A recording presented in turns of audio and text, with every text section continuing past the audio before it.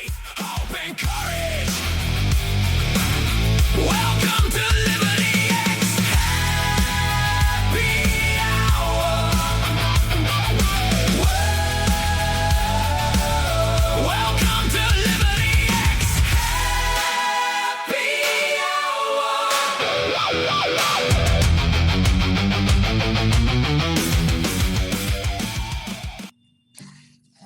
All right, welcome everyone to Liberty X Happy Hour with Allie Hopper, as well as Project Milk Carton and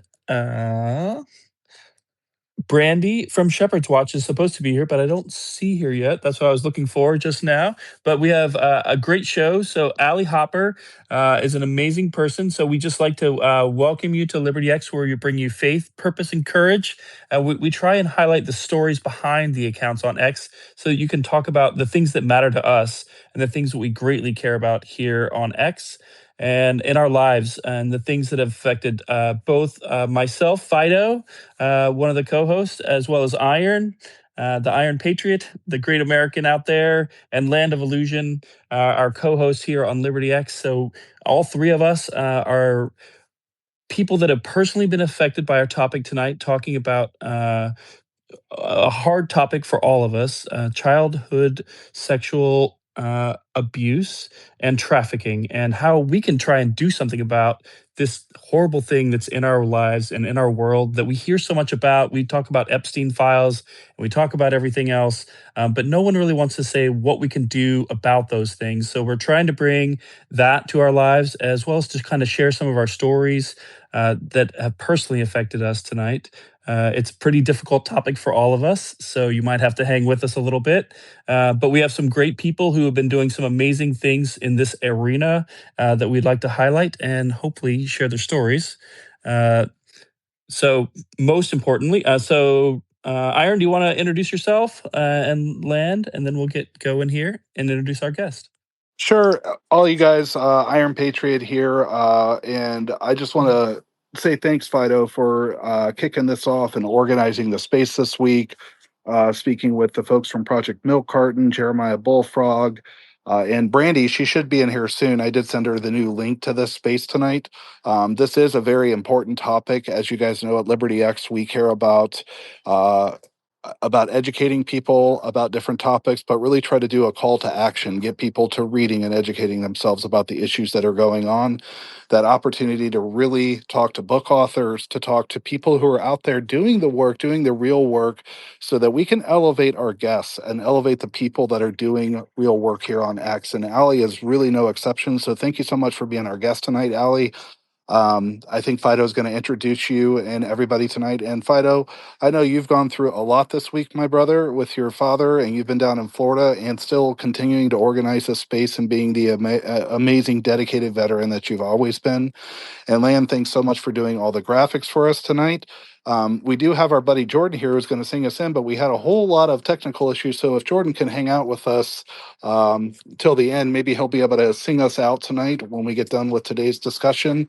Jordan Thomas, if you guys don't know him, he's Pensive Poet, and he uses his talents to not just come in and speak on important topics around politics, around things going on where he lives in his neck of the woods, but he also uses his gift that I believe God gave him, which is to sing and to sing.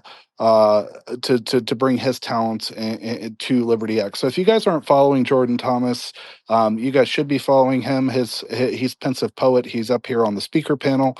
Thanks for always being a supporter of us. Truly appreciate you, Jordan, and to Land of Illusion for all you do. You guys should follow her and the hosts.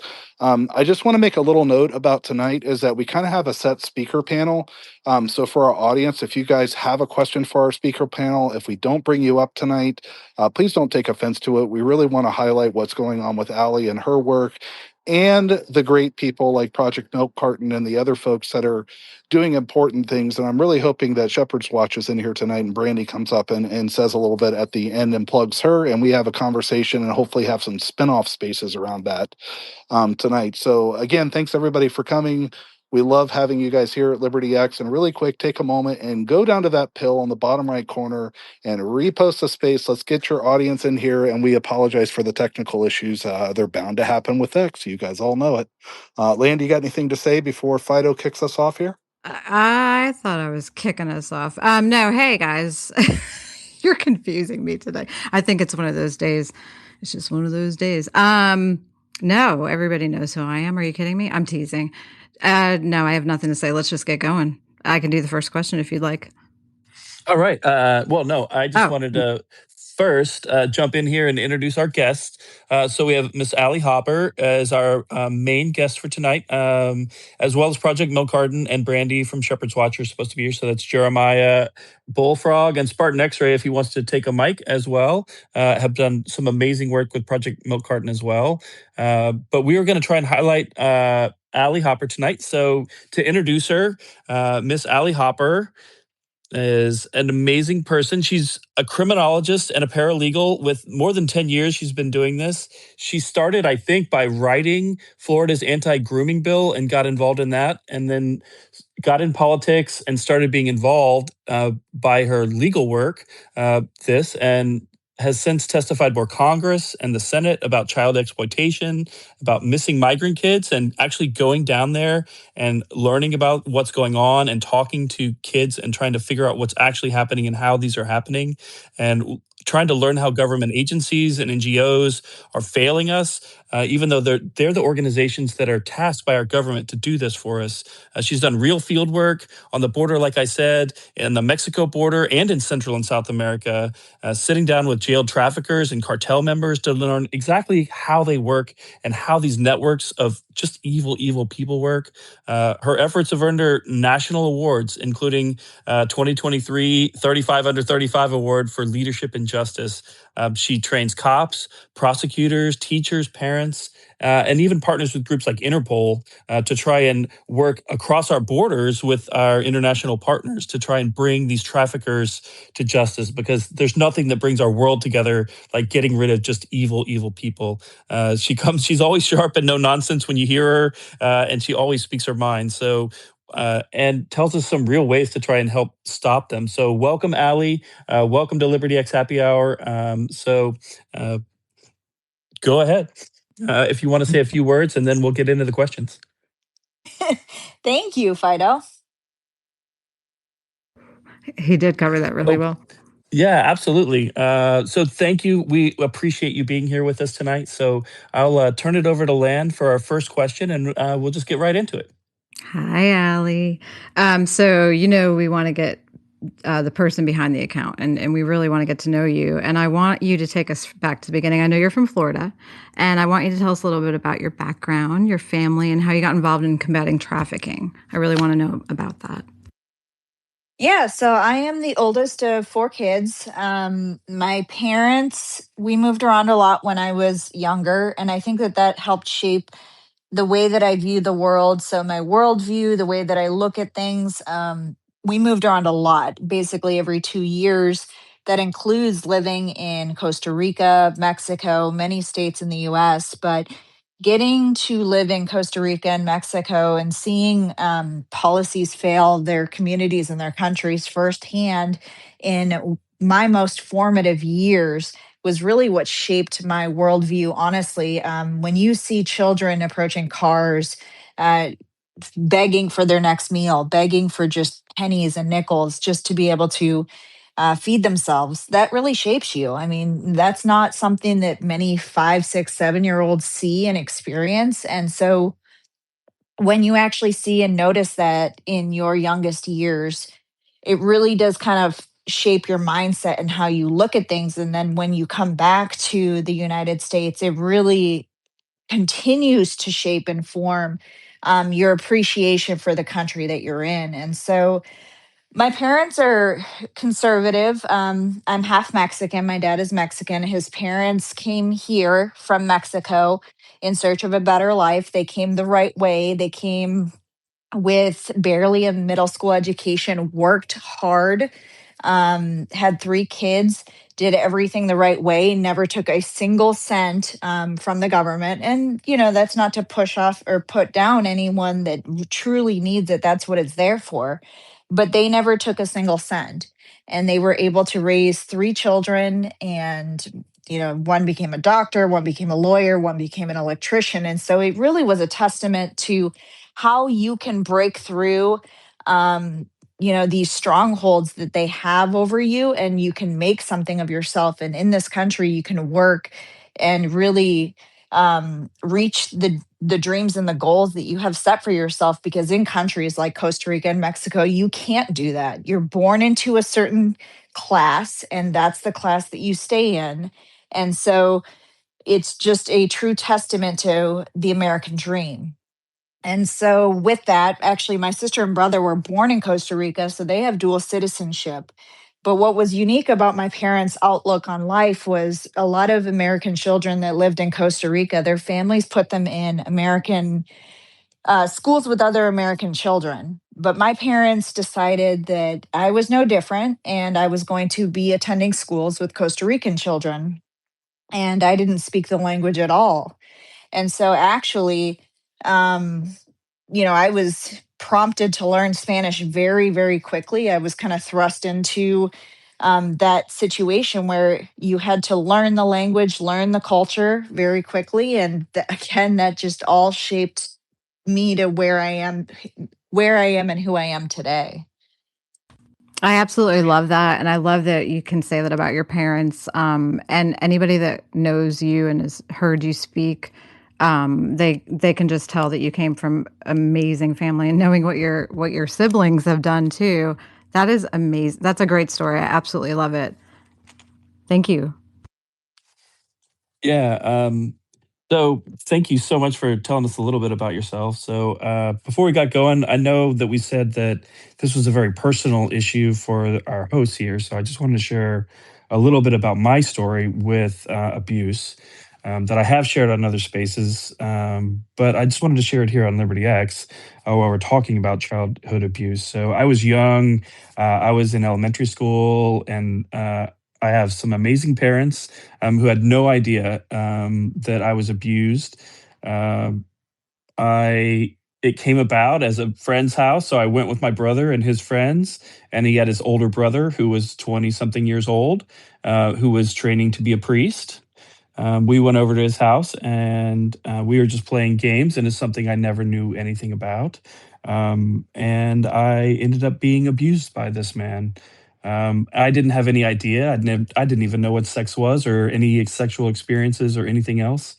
And to me, it was like one of those things that I never got over for a lot of years. So I never shared this story for 40 years. There's a lot of other boys who are abused by people, by priests, by people that are supposed to be trusted, by teachers, by other people that are supposed to be in power over you. And you don't even think to ask questions or think that it's unusual, but um, it's something that has certainly shaped my life, and it made me more distant. It shaped my relationships with other women and things to try and understand the feelings that you have, to try and be able to actually open up and share. So it's one of those issues that I know that runs true for almost everyone that I've met that's been abused as a young child. That it's something that's really hard to get over, and it's really hard to share. And then so many times people aren't believed, and I didn't think that I wasn't going to be believed, but I just didn't know. And then by the time, it just seemed like it didn't matter. But knowing what I know now, I think it really matters that we um, listen, and we encourage people to share those stories and to tell people if someone is doing this, so that we can actually step in and do something as the people who are doing that. Um, but I know Allie has stepped in on multiple occasions. So I know you've done an amazing work to try and make our world better. So can you just tell us a little bit about what made you want to get involved in this area? Because it's something that's, even to this day, is hard for me to talk about. How did you actually get involved, Allie? Yeah, I would say that it's steps along the way, and I'm very close to my faith. So anyone that knows me knows that I am very close. I'm a Christian. I am very close to my faith. my faith has challenged me and tested me throughout my life. There were times in my life that I was closer to my faith, and times in my life that I questioned my faith. But at the end of the day, God really had my back, and He is with me in everything that I do. And so it's interesting how you kind of get into this work. You don't really go in, you don't grow up saying, this is what I'm going to do, or, you know, especially at that time, because I'm in my mid 30s. Um, Not many people talk about this issue or even talked about this issue a decade ago. But about a decade ago, I was going through college, and it was interesting the timing. I had decided I wanted to do a presentation. There was a presentation that was required, and you had to pick your topic and have a call to action. And I decided, I was going to school in Wisconsin. I decided I was going to select trafficking. And my professor was like, "Are you sure you want to pick that topic? Like, this isn't really a thing." So this was back in 2008. And I was like, "Yeah, if I find in my research that there really isn't any information on this, then I'll switch my topic, but I'll let you know." And my professor was surprised that I never ended up switching my topic, because I found a lot of information. It's there when you know to look for it. And, I'm not going to be the first one to say that I was just inspired, picked it out of nowhere. It was definitely God led, to kind of get my thoughts in line with what was going on with this issue. And actually, I was able to get information about trafficking going on in Wisconsin back in 2008, because it was so close to the US Canada border. And so I was able to bring in data and facts and links and statistics about trafficking that was going on, and as it relates to Wisconsin. Also, at the same time, I was in a very bad relationship. And I've spoken about it a few times, but very bad relationship, very toxic relationship. And it's interesting because those were some of the darkest days. But once I got out of it, I truly believe in the healing power of therapy and being able to not only address the traumas that you've gone through, but also what got you there, and how you can make sure that even if it ran in your family or it ran, through your life, that you make sure you don't carry it on to other people. You make sure that you learn from those experiences so that you don't encounter people like that, because we know toxic people exist out there, whether they're in one name or another. So I wanted to make sure that this person was one and done. I was never going to encounter a person like that again. And so that's what I did. And it was definitely a very informative process for me. I learned a lot about myself. I learned a lot about vulnerabilities that I had and tools that I could use to make sure that never happened again.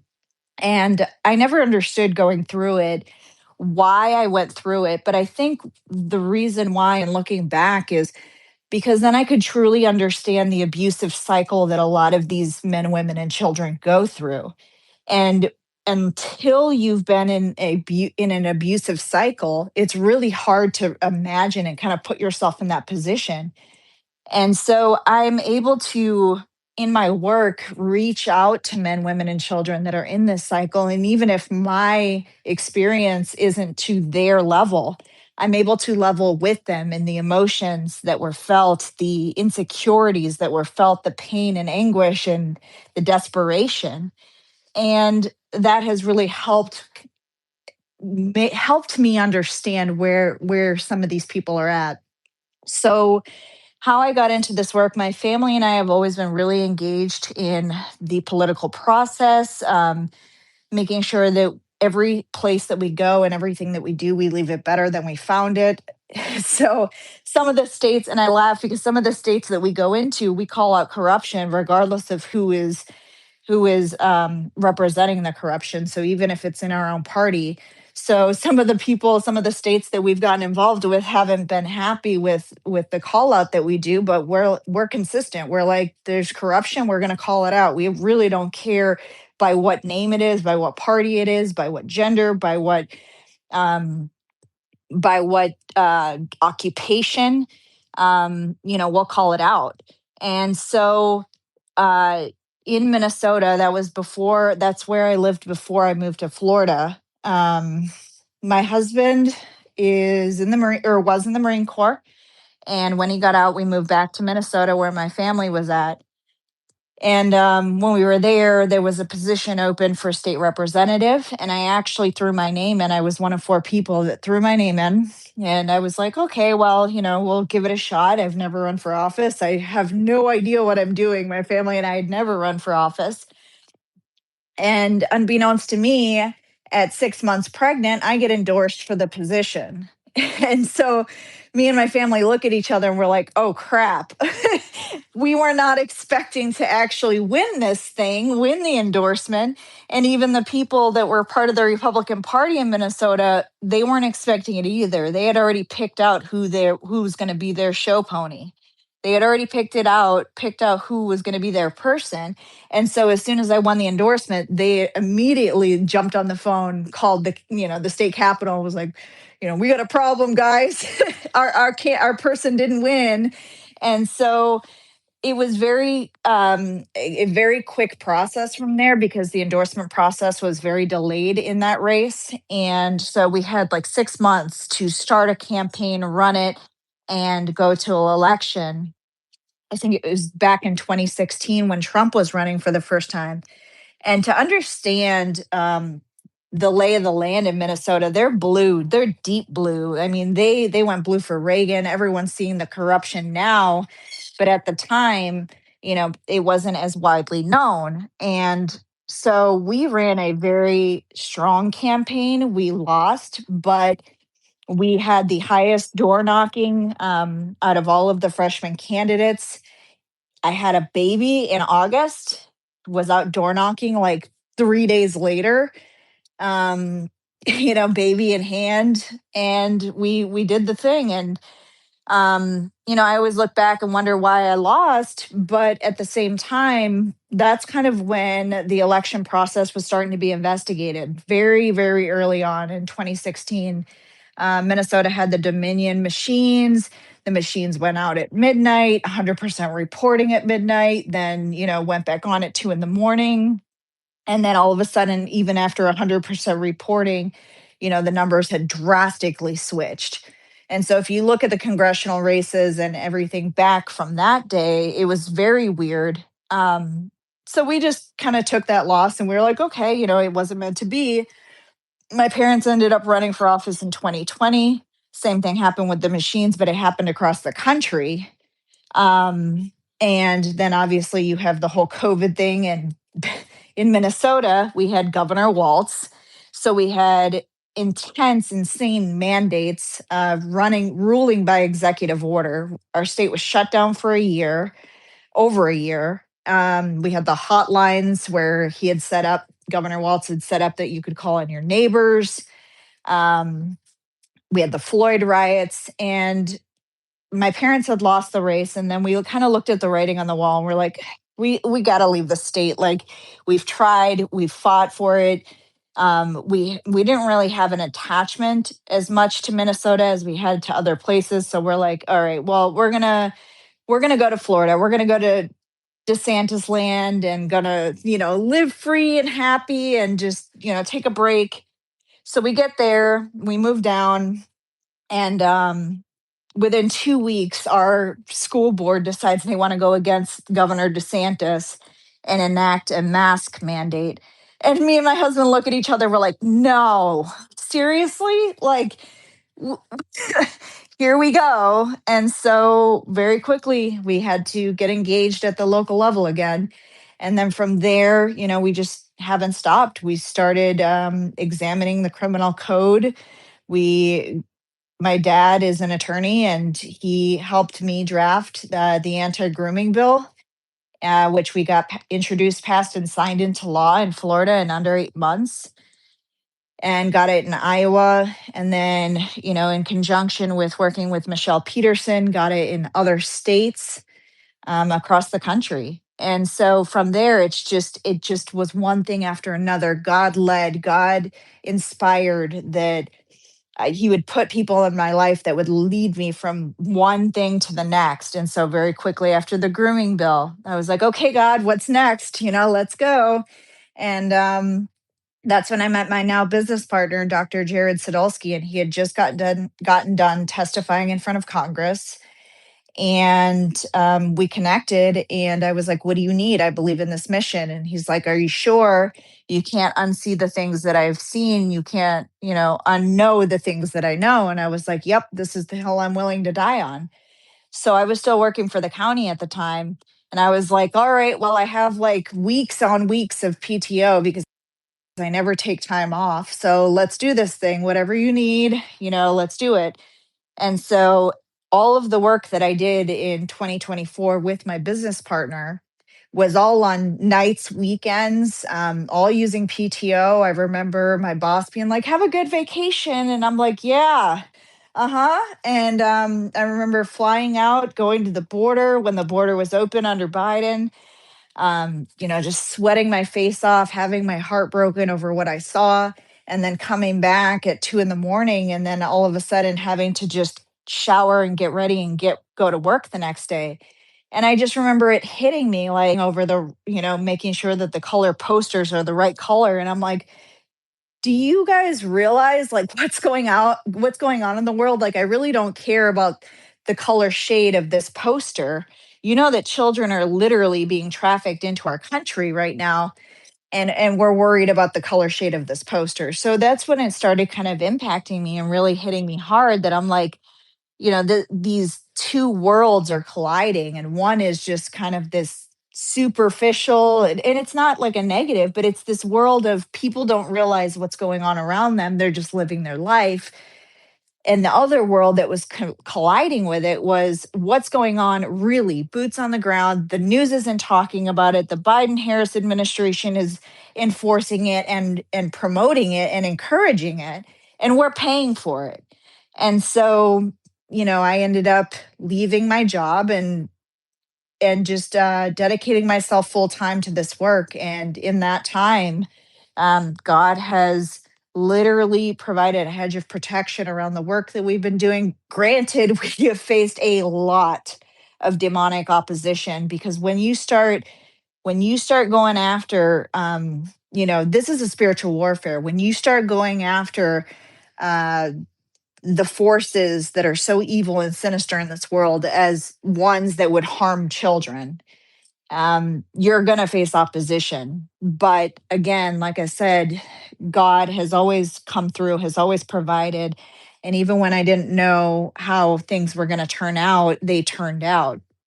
And so, it's led us to Mexico on the border. It's led us to talking to unaccompanied alien children that had slips of paper in their hands from cartel members. It's led us to Mexico talking to a trafficker. It's led us to Central America and South America and talking to Interpol in Colombia about Tren de Aragua and how we can combat it here in the United States. And we really ended up finding a niche of, there's a lot of these organizations doing education and research, and that's so good. But how can we get ahead of the research? How can we get ahead of the statistics? Because the statistics are calculated after the crime has been committed, after something has already happened. How can we get ahead of it? How can we criminology? I'm going to make up a word, criminologically understand the mindset of how these criminals are moving in real time. The border got shut down. Okay, so these criminals we know are going to replace their income. How are they moving? Where are they going? How can we help intelligence agencies really understand the mindset and help parents and community members understand how to better protect their children? Technology is only speeding up, AI is only speeding up. So, how are these criminals acting and moving? And how can we generate the research ourselves rather than reading published articles or statistics or facts that are already on the internet? How can we get ahead of it? And that's when we've been working with committees on Homeland Security on Capitol Hill. We've been working with HSI, um, other agencies and industries. And then we have our strategic partners that we're extremely close with, because everyone has a niche. And we always say that this battlefield is not nearly full enough with the warriors it needs to combat this issue. And so this is not an ego thing for us. This is not a territory thing for us. We don't want to silo information. We want to make sure that people understand the weight and gravity of the situation with Guard Against Trafficking. It doesn't matter if it's with Shepherd's Watch or PMC, pick one, pick a good one. Make sure you pick a good one that's actually spending their resources the right way, but pick one and get involved. I threw a lot at you. Absolutely. I'm going to take a sip of No, water. absolutely. I No, we actually, oh, sorry, Fido. I just really quickly wanted to say that, Allie, your testament from the day you were born is so big. You need to write a book. I'm sure you will one day. You're amazing, actually. It is such a testament, not only what you're doing right now, but what God led you to, because he had a plan. He has a plan for all of us, but he certainly had a plan for you. We heard it. And just what you just said, the plan was literally to a T to where you are right now. So wow, you're a blessing. Thank you. Yes, so much of what you said hopefully resonates with our listeners as much as it's resonating with me. That I told my story on here because I was unable to do that for so long, and so much pain that was held inside that didn't need to be. And just like you said, everybody should do whatever they can. And to me, I felt that telling my story to other people might make other people want to speak up. And hopefully, we can have more justice for the people that are abusing. Sometimes it's really hard to get involved in this area because it's just so heartbreaking to watch the stories and to see any of those. And it's so true that people who have been traumatized don't want to tell their stories to people that haven't. But this area is so hard and people keep it in for so long. And we see the damage that it does in our lives and in other people. So, and the help that can be uh, done, the justice that can be done to abusers, and how we can help to rid our world locally, nationally, internationally, and get rid of both the supply and the demand side of this, because I don't think there's anybody in the world who can actually fight against and say, oh yeah, this is a good thing. So um, I'll turn it over to Iron at this point, but I just wanted to say that. Thanks.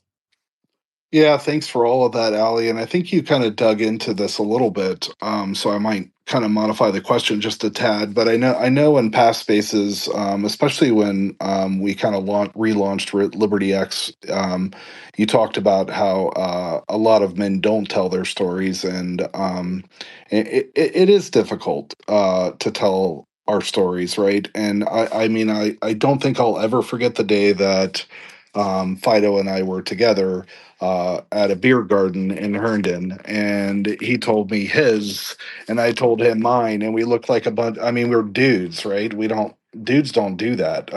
Couple drinks will loosen you up and open you up a little bit. But I can say, through brotherhood, I think we've been there for each other, right? And it's weird for men, right? Especially someone like Fido, right, who flew planes and defended our country and did ground intelligence in his life. I mean, I have so much respect for him, and it helped me to actually talk about it. But it's still hard, and I think Fido's a little further down the road in terms of dealing with some of the things. And of course, he had the added benefit of being able to take out some pretty evil people in the world, and as a part of his healing, which I'm sure for many men, that's just kind of what you want to do. You want to redirect your energy into to other things, and that's what I've done. I've just focused on trying to make a difference in the next generation and trying to make sure my kids understand how much they mean to me. And and sorry, somebody called me. I forgot to put it on Do Not Disturb. Um, but for me, my story really was at the hands of my own father, my biological father, who passed a few years ago. And I think that that's really when everything kind of came to the surface, and I felt like I had actually said everything I needed to say to him. I forgave him when I was about 35 years old. And I think it all keeps kind of sort of living on, and I know that at some point I got to kind of uh, perhaps talk to maybe a professional and kind of work through some of this. But I guess I don't in many ways see the point, because I've changed the next generation, and I've changed my name. I graduated college, I went to graduate school. I know I'm an exceptional father in many areas.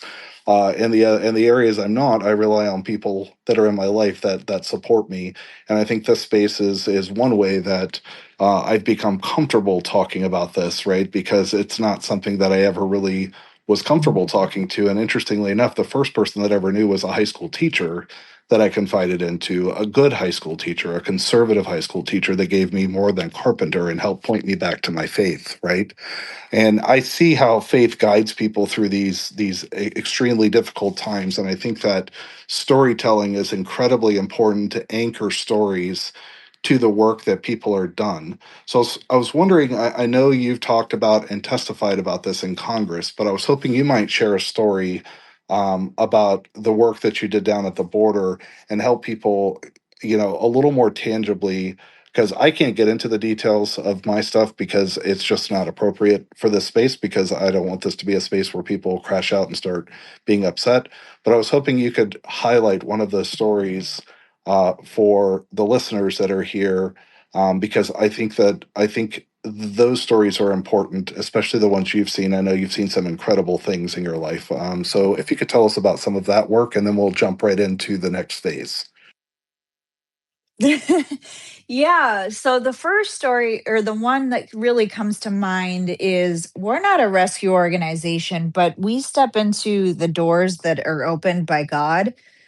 So we aren't by nature a rescue organization, but honestly, if a rescue situation presents itself, you can't shut a door on a door that's been opened, and something that you feel called to do and to deal with. And so there was actually a situation, and there have been many since then. But there was a specific situation that we were put into when we were researching.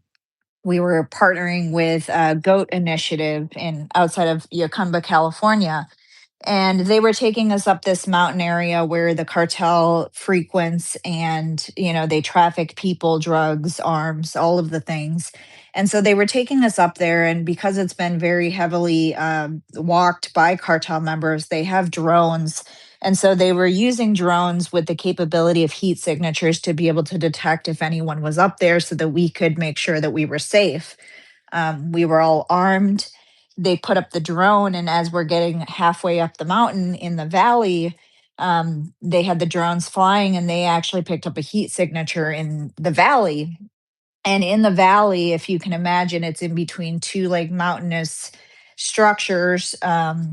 And so it's not really an area where you're going to find heat signatures. And so it picked up a heat signature. Took out the binoculars, and it was just a heat signature that was just sitting there not moving. And we're like, oh, that's very odd, because that's not a very easy area to get to, and to just have a heat signature of somebody that's just sitting there. And we could see a body through the binoculars, but we couldn't see anything else. So me, my business partner, and one other person, were like, we decided we were going to go scope it out.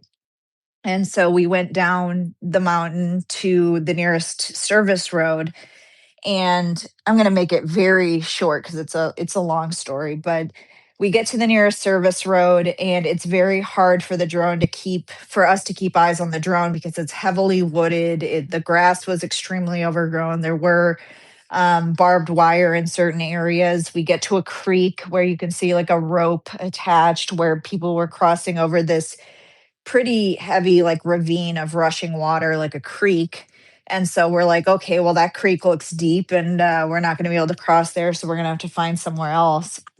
We go down a little bit further, and we find a different crossing over the creek that we're able to get across. And I actually have pictures of us crossing over the creek. And a creek, it was more like a river, in between a river and a creek.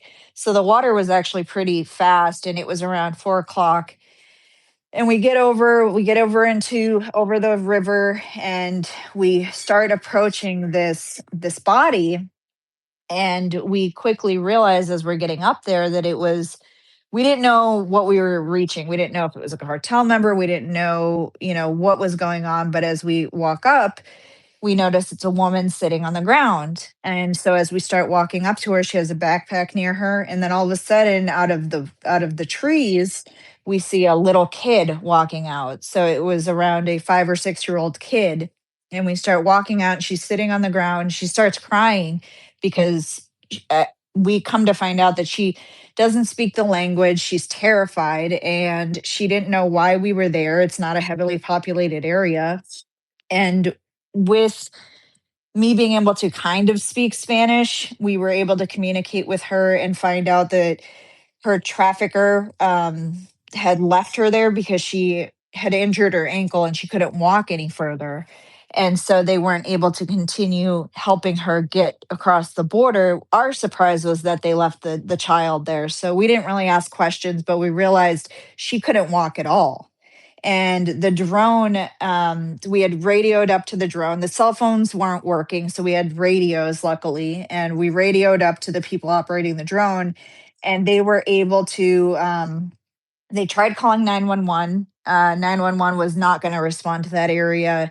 They weren't gonna, you couldn't get there by road. So, and they weren't gonna send a helicopter. And we're like, the sun's going down. It's starting to get cold. This area is riddled with wildlife. And so they're not gonna make it. And so we had to make a decision. We asked the people with the drone to attach whatever they had for medical equipment, gauze and whatever they could find. And so they ended up getting the drone back. I actually have a picture of the guy that was with us catching the drone in the air because there was nowhere for it to land. He could have sliced his arms, but he caught the drone in the air. I literally wrapped up this woman's ankle, like took her shoes off, took her sock off, and literally wrapped up her ankle. And my business partner had to carry her. All the while I end up, actually, Rigo's in the space, I end up calling Rigo as we get closer to the service road, and I'm like, can you talk to her, can you find out more information, like find out where she's been, what happened, like if we can get more information to help, that would be helpful. But all the while as we're walking, because that happened closer to the road where we were able to get service, but the ravine was a problem. We had to figure out how to get her across the ravine because she couldn't walk on her ankle. So she ended up scooting across this log on her butt, and I ended up slipping in the ravine, and I had already injured my ankle with some sort of barbed wire. And there was a sign there that said like contaminated water. And I look at my business partner, I'm like, oh, great. I'm either going to die or going to turn into a superhero here because obviously this water is contaminated. So something's going to happen. Um, we get her to the road. We call Border Patrol. Rigo's still talking to her to find out more information. And it really was a team effort because they would have died out there. No one was going to respond. We actually had to call Border Patrol twice because they kind of looked at us and rolled their eyes. They didn't want to deal with it, but it was under the Biden administration. So you have to understand their hands were tied, they were demoralized, they were desensitized, and they weren't getting any support. They weren't getting any kudos for doing any more work than they had to, other than putting on a uniform and sitting out there. And so, luckily, they were able to respond and get to the couple. And we hope that they're okay, the mother and her child. But that was one of the stories that really hit my heart, because I wonder about them every day. I wonder if they're okay. I know that if if we weren't there, if God hadn't brought us there, they wouldn't have survived because it was freezing cold, and no one was knowing that they were there. But that was one of the stories that really changed the way that me and my business partner kind of look at the work that we do. Everyone has a story. I always say it. So thanks for sharing that. That's one that I don't think I'll forget. Yeah, I can tell you firsthand how hard it is to be one of those, from the military perspective, just like those border patrol agents who are amazing people, but how callous you can get when you see this hard stuff every single day, that it just wears on you when you just don't want to open up your heart to try and help those people, and how you just after a while start thinking about all those people not as people, because it's easier to think about that not as a child, but just as someone who's trying to cross the border that you're trying to prevent. And thank you for your heart for these people and these children. So it gives us a really great transition to set the stage, to try and focus on the people in the community and what we can do to try and prevent those things. So I'll turn it over to Land here, and then we'll keep on moving. Allie, I want to know, for anyone that's listening, actually, who feels called to help you or help how do they get involved? What would you suggest? And what do the donations go towards in terms of impact? Yeah, great question. Actually, you guys inspired me. I posted a couple of pictures from some of the people that we met. So, actually, there is a picture in the nest in the purple pill, but also the nest. So, two of the pictures are from the rescue, two of them are from people that we encountered on the border. Um, how people can help. Sorry, my brain is all over the place right now. Well, first of all, what we're trying to do is raise awareness on the issue. And it isn't just a border issue. That's one of the things that's a common misconception with this is that it's a border issue, it's a migrant issue, it's illegals that are vulnerable and, extra vulnerable to exploitation because they either have a language barrier or they're trying to, make it in this country. But it's not just a border issue. It is a US issue as well. We just got back from Pennsylvania where we were working with a all women's correction facility to address their trafficking issue there because they have women that are being recruited right as soon as they're about to get out of prison. And they're being recruited right out the gates back into the life. And so we were trying to help them address the issue. And we actually got to sit down with 6 different women that were trafficked, hear their stories, learn from that, and then also talk with 2 women that were actually incarcerated for trafficking people. And that was mentally, emotionally exhausting. But what came out of it was a lot of good information to not only help the prison, but also help drive awareness on the ground because these were every single person we talked to, trafficker or survivor, were all US citizens and really help understand that this problem is not just a border problem. It's not just even a US problem. It's a worldwide problem that's been going on since they talk about it in the Bible. I mean, they talk about it in the terms of prostitution, sexual deviancy, but it all comes down to the same thing. Um, the purchase of sex, the sexual deviancy that exists within society and morality. And so really understanding that the first level that we everyone needs to get to is awareness. And so sorry it took me a while to get to the end of your question, but the first thing that would help us is getting involved with an organization that can drive awareness, that you can get educated and don't just take one class or read one article. Keep learning about it because it's not going anywhere. And the more that we can arm ourselves, arm our children, arm our communities, and our country with education and awareness on this issue, the better that we can combat it. And I will tell you, as someone that has trained lawmakers and law enforcement, worked with prosecutors, served as a subject matter expert on a landmark human smuggling case, people don't understand the issue. Even the ones that prosecute it, even the law enforcement on the ground, even the lawmakers that create our laws, people do not understand this issue. And so we have to keep learning about it and understanding it because it's a problem when we don't understand what we're trying to fight. And if we don't understand, the traffickers thrive. And the one thing that's really important is that people don't understand that even though it's a hard subject to talk about, the traffickers know that. And so they continue to thrive because they know that it's a hard topic, but it doesn't go away if you don't talk about it. It continues to thrive if you don't talk about it and if you don't deal with it. And so, we need to keep talking about it, get connected with an organization. Mine is Guard Against Trafficking, but there are so many out there that are doing great work. We do the research, we do education, we do advocacy and consulting.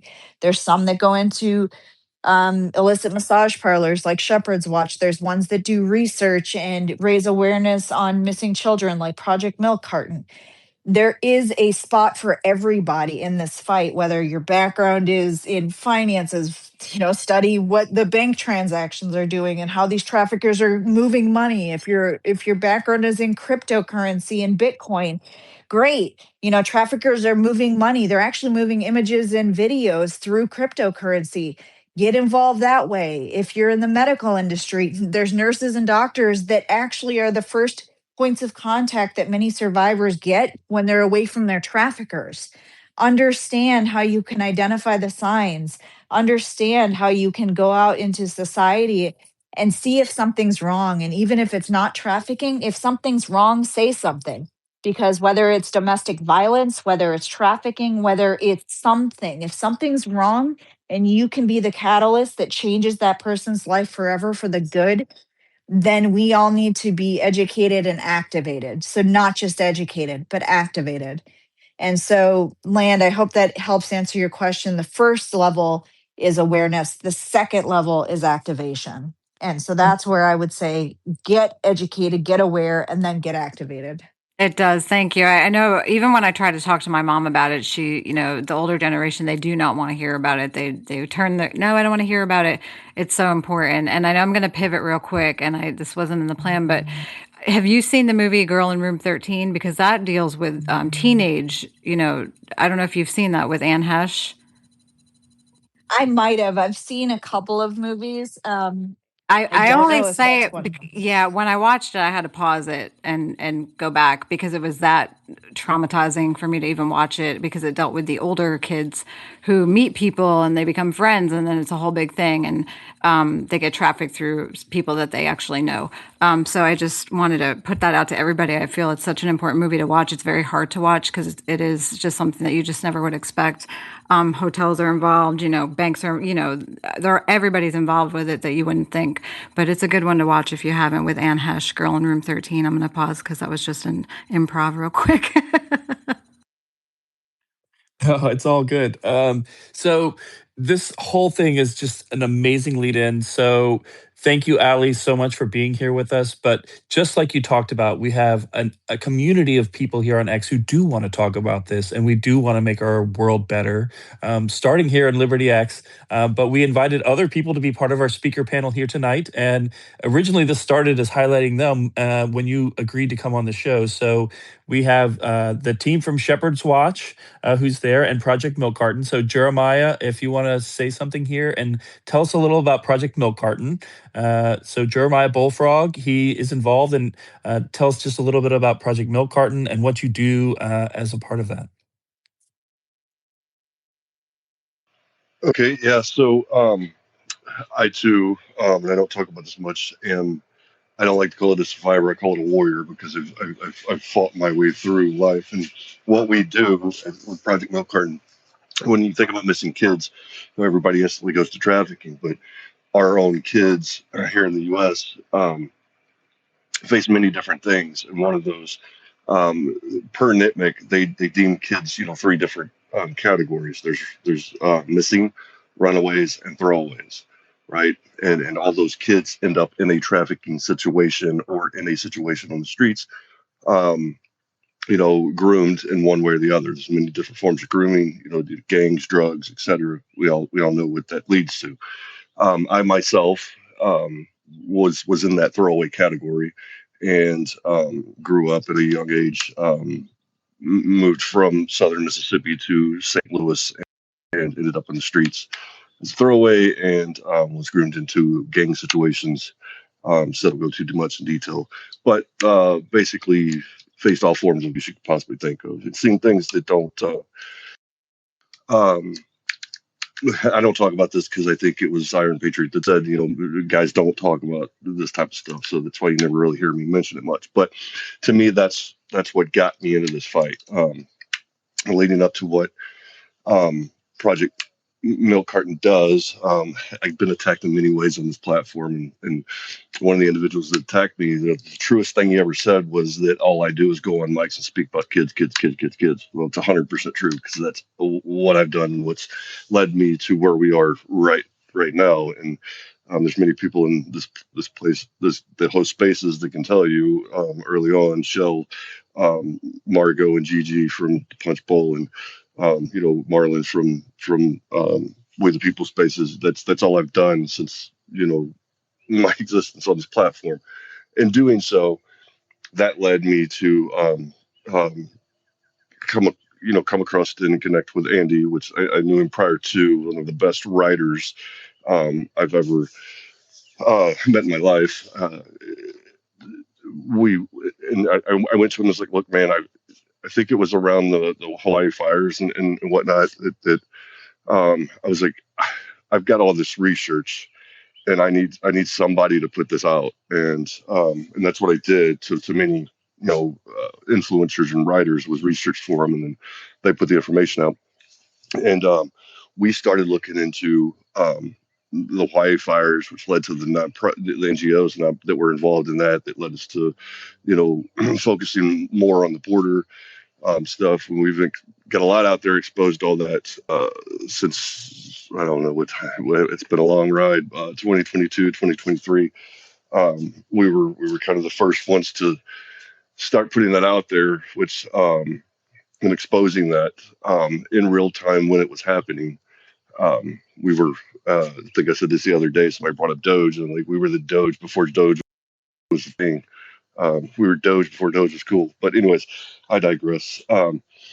So then, that just progressed into, we seen the problem, and Andy's military. He's like, hey, problem solution, man. We've got to find a way to get this out and bring awareness to this. And then we just built Project Milk Carton, and it started as us just bringing awareness to missing kids, along with the work that we were doing, exposing these NGOs and all the what I call essentially money laundering. None of it was actually going to the kid that needed it, but I digress. They're realizing that these same NGOs that were involved at the border and in this essential trafficking, because if you listen to Tara Rodas, that's what she calls it, as Southwest Keys, trafficking kids literally. We've seen those same NGOs were also, and that our welfare, the resources and funds that were meant to go to our domestic kids were being used and overwhelmed in the system by the immigrant kids that were coming in and so forth. So we took that and built out Project Milk Carton to focus on education, awareness, reporting, and building tools for individuals, anyone that wants to get involved, to be able to do exactly what we do in looking into these systems and nonprofits and so on in their area to, again, see problem solution awareness and do something in their local area. And So Jeremiah, so you guys have a weekly show, correct? That you meet every week here on X? No, we do not. We actually we've done weekly spaces. We hosted with Brainy for a while. We're going more offline, local, targeting legislators, doing more of that stuff. Because one of the things, and I hate to say this, that we realized is that, as I said before, for years we've offered tools for people to get involved and use to do things.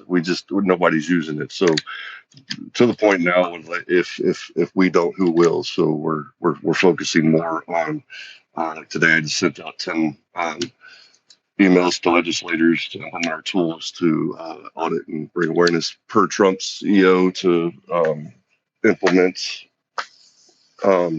better accountability and where these funds go. Because statistically, guys, it's out there, and we can show this, that you got billions of dollars flowing into to kids, and only, I think it's 12% of that actually goes to the kid. The rest goes to overhead. I mean, it's just, if we don't realize what the problem is and speak out about it, then nothing's going to change. The system will just keep flowing money through, and the kids still suffer. So we're So targeting more in that area. So, Jeremiah, if somebody wanted to support Project Milk Carton and the work that you're doing, what's the best thing that they could do on this space tonight? I would say go to our Substack and subscribe. We don't And have any kind of is that paywall. on your profile, or can you put it in the pill and we'll share it up in the nest for everybody?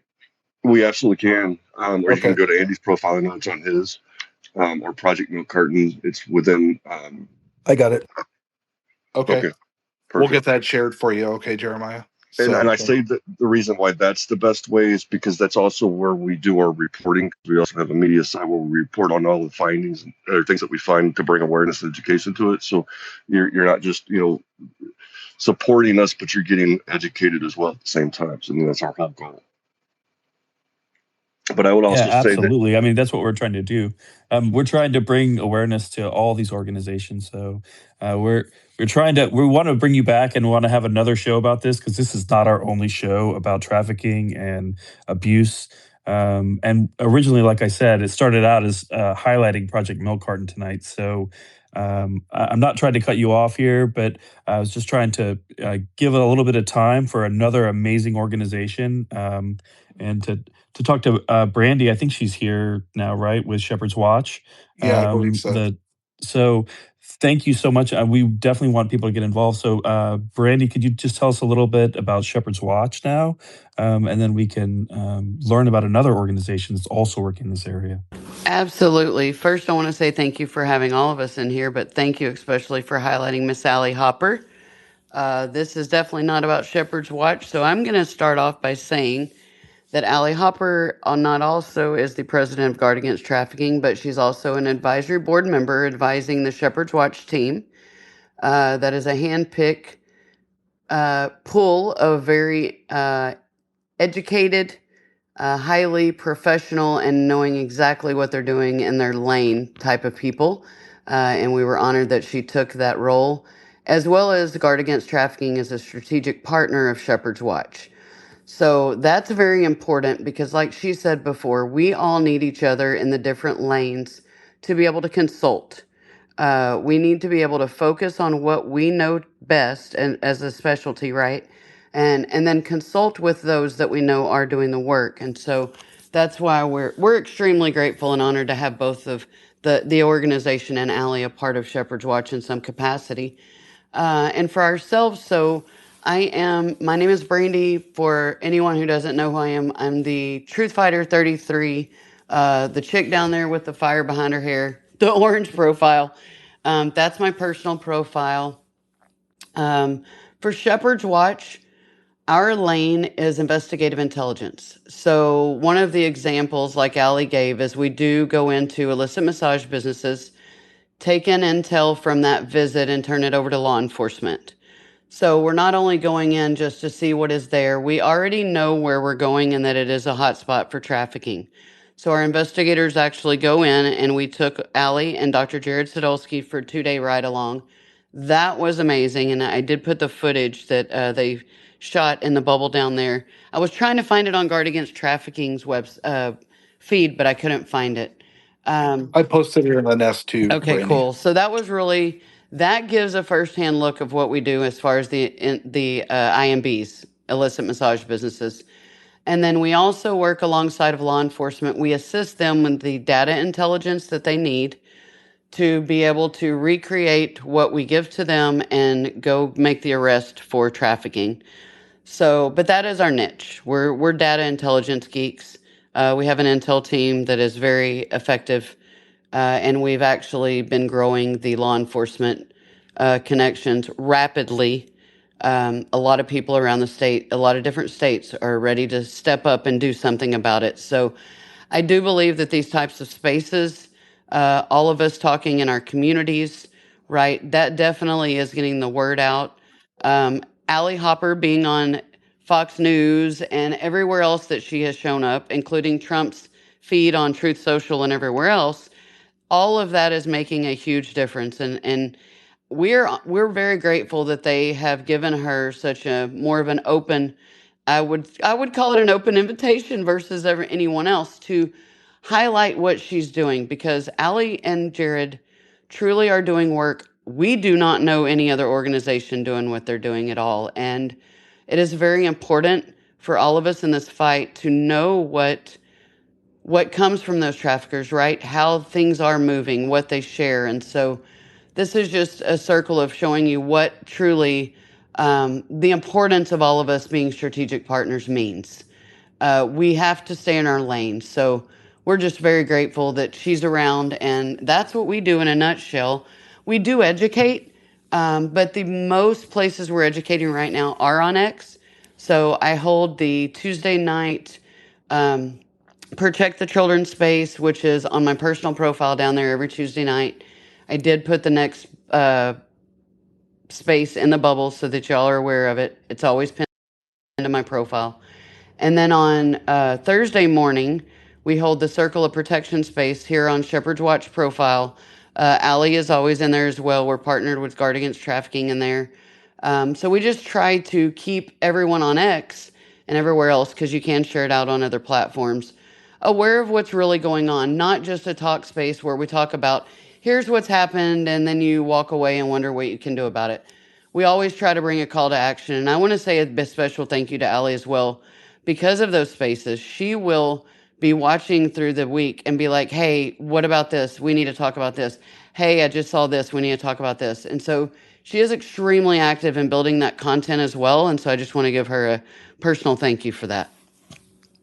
Well, thanks, Brandy, for coming, and thanks to Jeremiah for sharing that. Thanks for sharing about your orgs.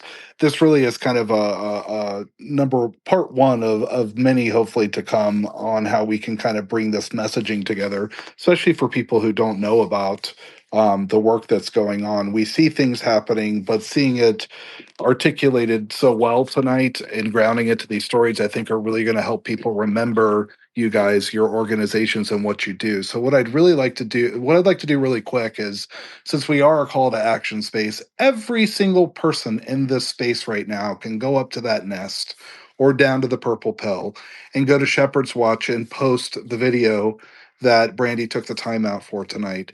You can also go and post the article that we wrote up about Allie, which dives a little bit deeper into Guard Against Trafficking and how you can help, some of the work that she's been doing, and the education and the policy side of things. And then Project Milk Carton, who's down there just on the ground, we put a link up to them as well. So everybody in here can go and they can share those resources with all of their followers and help get the word out. That's something simple, I think, that everybody can do. But if you have it in your budget and your heart and in your mind to support an organization, and you need a tax write-off. Let's face it, tax day was just this last week. And if you're anything like me, there's certain parts of your body that might still be hurting at this point. So you're going to need those tax write-offs for next year. So consider a 501c3 donation to any of these wonderful organizations that came and joined us tonight. So that being said, before we close out the space tonight, we have a couple things planned for everybody, because we want people to end on a note that is uplifting.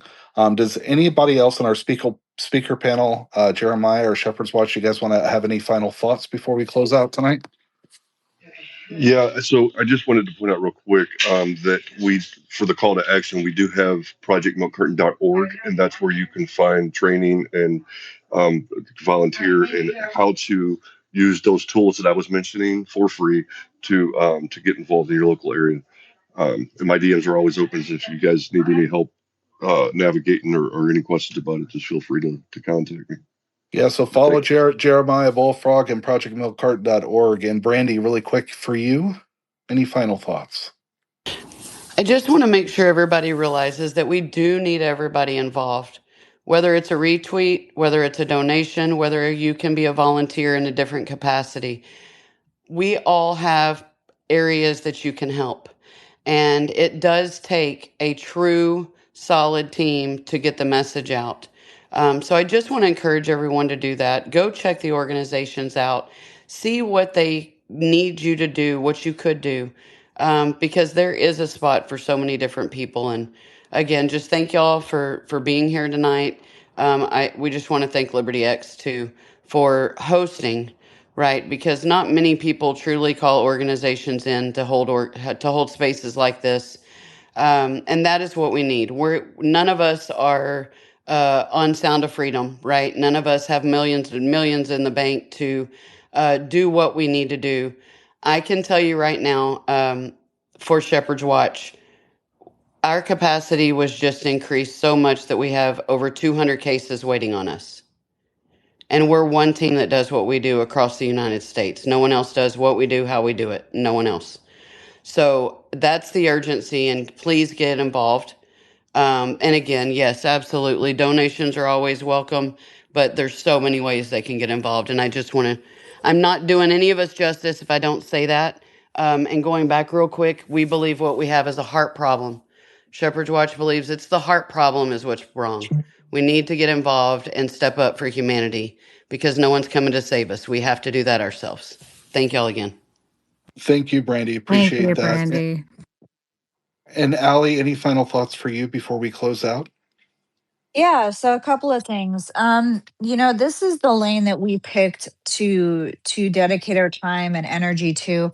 And again, what I said in the beginning of this space, I did not go into my life thinking that this is where I was going to end up. I didn't study for this. I was just a mom with a passion and a skill set, and I applied it.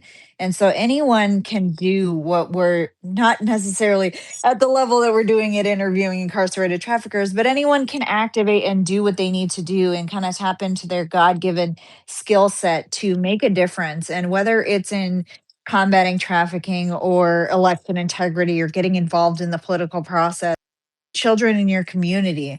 If you're not a parent, you can still get involved in making sure that your communities are safe.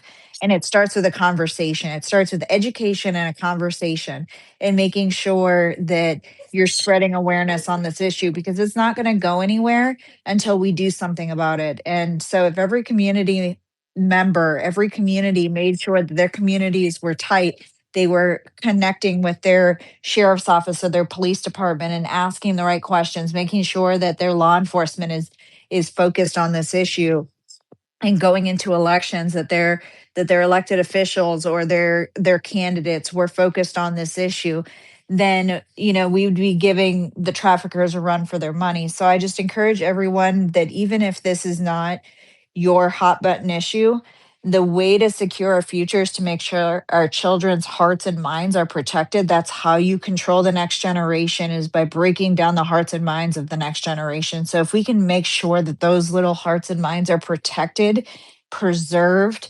and just make sure that we're trying to protect those that are the most vulnerable and the most precious to society, then you're going to be making a difference in this fight for us. And again, just making sure that you keep in mind the organizations, keep us in your hearts and prayers.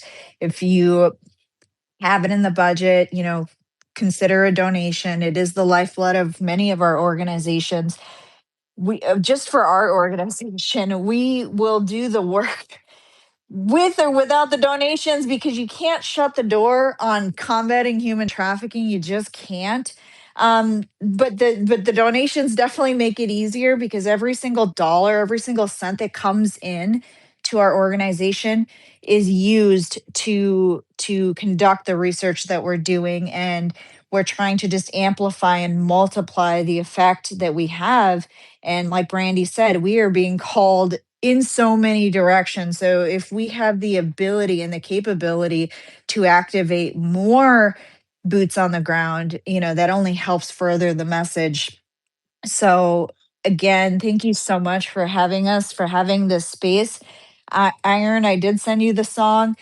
Um, there is a We're song locked and loaded. We're there is locked a and loaded there there. is a song that I asked Iron to play, and it's near and dear to my heart. I actually wrote it. I wrote it after actually that rescue that I talked about in the space, because I was reading comments, and yes, I've been on the news and I've testified before Congress, and I was just getting disheartened by some of the comments being like, oh, well, look at the news and this, the lights and the camera and the action. And it was heartbreaking because I'm like, there's so much going on behind the scenes that if you're only looking at the lights, camera, action, you're missing the whole point. You're missing the sacrifice. You're missing the whole of combating human trafficking. The songs are they are slower, they tend to be sad, and because it is a very sad subject. But I wrote this song as a motivator, a call to action, almost like a battle cry of how to activate people to get them on the ground and get them to rise up for our children, for the men, women, and children that have been hurt by this, and to protect everyone and get them activated and motivated. So, really, it's a battle cry. And I hope that that resonates because the lyrics are near and dear to my heart. If you don't like it, don't tell me. If you like it, I did write it. So, thank you. Allie Hopper is not only everything she just told us, she is also a songwriter, and I did preview it, and it's absolutely beautiful. So just say the word. I had the privilege to preview it a little bit sooner, but go ahead really quick, Fido. Then we're gonna do some shows. Jordan has a brief hymn he's gonna sing for us. I'm gonna ask Matt to pray us out, and then we're gonna listen to Allie's song. Sound good? Yes, other than Land, I will send you the rock version. I sent it to Iron. I had created two versions. My parents were like, "Oh, this is too heavy." But I do like rock. I do find myself liking some heavier metal. So I will send it to you, Land. Thank And you. yes, but this is the softer battle cry. Nice. That's awesome. So everyone out there, I just want you to know that here at Liberty X, all three of us have been affected by this, and it's something that I hope it came through that we are deeply passionate about making our world better. I hear Miss G, and I see her down there to say that we should do things at home first and talk to your kids. There's so many of you that are parents. I know it's hard to talk about this. It's the hardest subject ever for me to talk about. But just like it's other hard subjects, if we could just say these things, then we can change our world. We can change it at home. We can change it in our towns, our cities, our states, everywhere, and our whole nation, and then the whole world. So I really believe that's true, but it starts right in your own home, and it starts right where you live to try and say, no, not here, not ever. And we're not going to allow this. So just thank you so much. Faith, hope, and courage. Welcome to Liberty X Happy Hour. Welcome to Liberty X Happy Hour.